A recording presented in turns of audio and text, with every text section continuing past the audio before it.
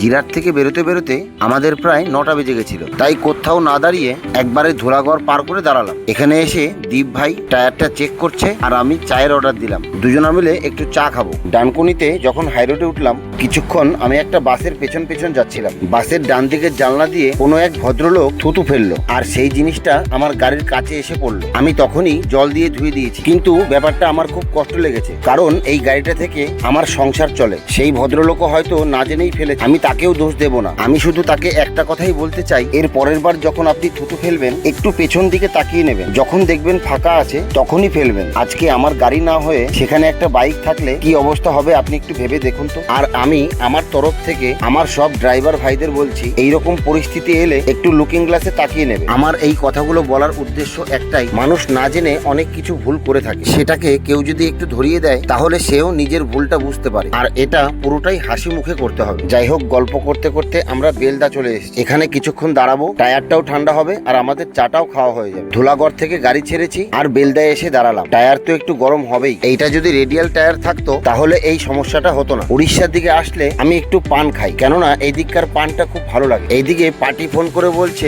গাড়ি এখন কত দূরে। আমি বললাম বেলদা। ওনার কথা শুনে মনে হলো আমি হয়তো হেলিকপ্টার চালাচ্ছি। এতক্ষণে নাকি পৌঁছে যাওয়ার কথা ছিল। একটা ড্রাইভারের কত কিছু সহ্য করতে হয়। যাই হোক, তোমাদের সাথে গল্প করতে করতে আমি মার্কেটে পৌঁছে গেছি। দীপ ভাই গাড়ি খোলা আরম্ভ করে দিয়েছে। এবার দেখবো কতক্ষণে খালি করে। এখন বাজে 3টে। আমি এসে দেখছি মার্কেটে সেরকম লোকই নেই, আর পার্টি ব্যস্ত হয়ে গেছে, মার্কেট পাবে না। আর ওনারও কোনো দোষ নেই, অনেকগুলো টাকার মাল আছে তো স্বাভাবিক একটু চিন্তা হবেই। যাই হোক, সব চিন্তা ভাবনা বাদ দিয়ে আমরা দু ভাই দুটো কলা খেয়ে নিচ্ছি। কলা খেয়ে মাথাটা ঠান্ডা করে নি। তো ফাইনালি আমাদের গাড়ি খালি হয়ে গেছে। এখন বাজে 5টা। গাড়িটা খালি করতে পাক্কা 2 ঘন্টা টাইম লাগলো। এখন আর কোনো কথা নেই। যাই হোক, খালি করে বেরিয়ে হাইরোডে কিছুক্ষণ দাঁড়াবো। টাউনে একটা কিছু নিয়ে যেতে হবে। একটা হোটেল দেখে দাঁড়ালাম। এখানে ফ্রেশ হয়ে চা খেয়ে কোথায় ভাড়া পাই পরের ভিডিওতে তোমাদের বলবো। আজকের মতো এইটুকুই। Tata, bye bye.